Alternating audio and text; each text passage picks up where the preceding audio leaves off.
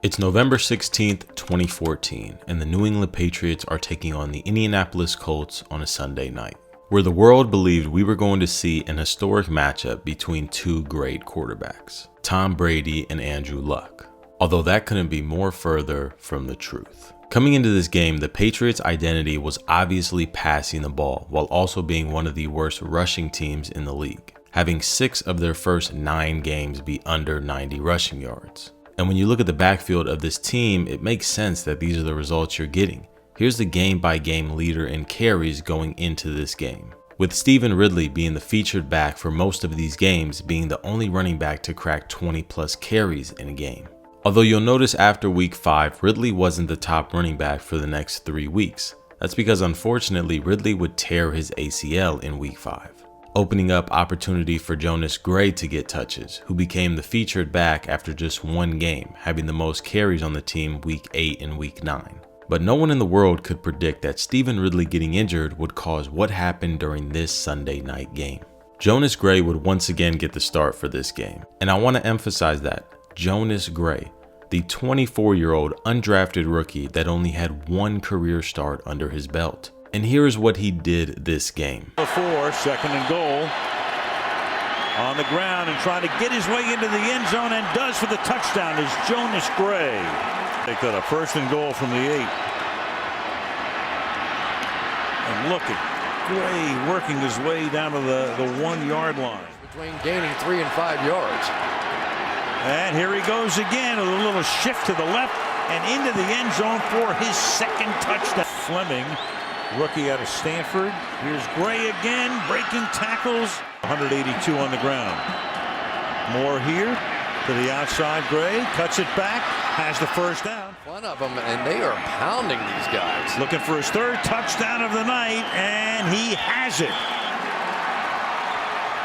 Got him. And they give it to Gray. And Gray for the 4th time tonight. 37 attempts, 201 yards, and 4 touchdowns. That's a stat line that only 6 players have achieved in the Super Bowl era. A list that includes Derrick Henry, Barry Sanders, and Clinton Portis. Now, most people in the NFL world believe that the Patriots just found a gem in Gray, but one mistake may have ruined all of that.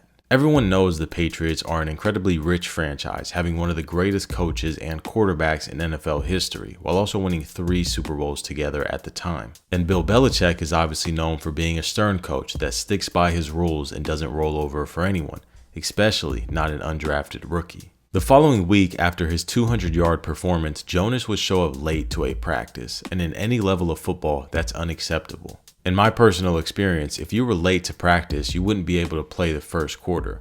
But this is the NFL, not high school. So Jonas Gray would not get benched for the 1st quarter, or even the 1st half. Gray would get benched for the entire next game.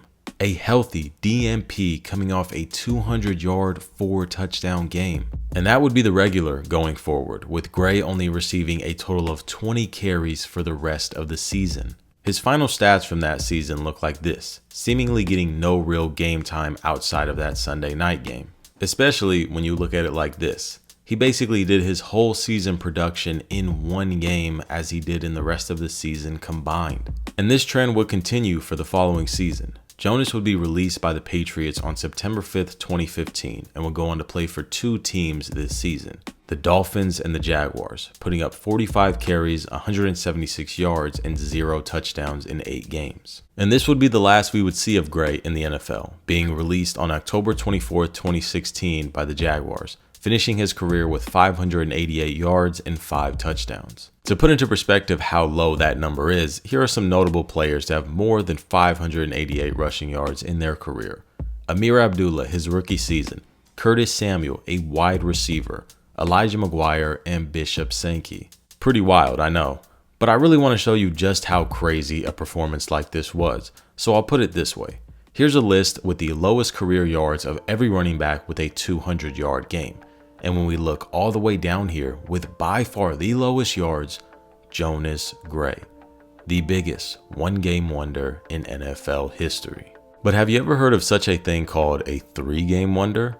I'm sure most of you watching this video are familiar with the name Ajayi, Dolphins and Eagles running back during the late 2010s. And he's mostly known for his sophomore season, where he made the Pro Bowl and put up nearly 1,300 yards and 8 touchdowns. But this was no ordinary Pro Bowl season by a running back. In fact, it's one of the weirdest seasons you'll see by any player.